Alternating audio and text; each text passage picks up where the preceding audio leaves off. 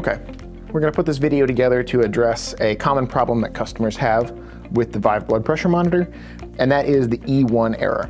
Now I'll replicate an E1 error for you here. We don't have the cuff connected, as you can see. And what's gonna happen is the pump can't detect that there's any back pressure from the cuff, so it reads that the cuff has 0 air in it, and you get that E1 error.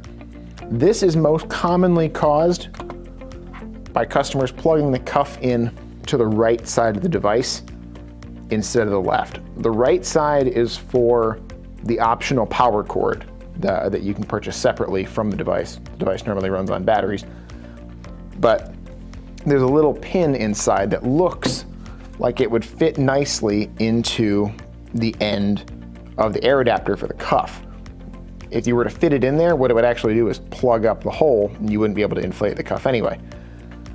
Some customers will also note that it looks like that hole is partially blocked, and they think that might be defective. It's not. It's blocked like that and shaped like that for a reason, to regulate the airflow so that the cuff doesn't inflate too quickly and alter the readings or inflate the cuff unevenly.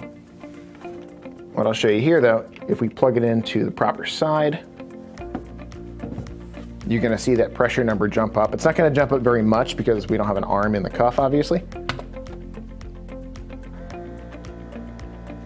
But you see it actually detects that there is some pressure moving through, which is what you want.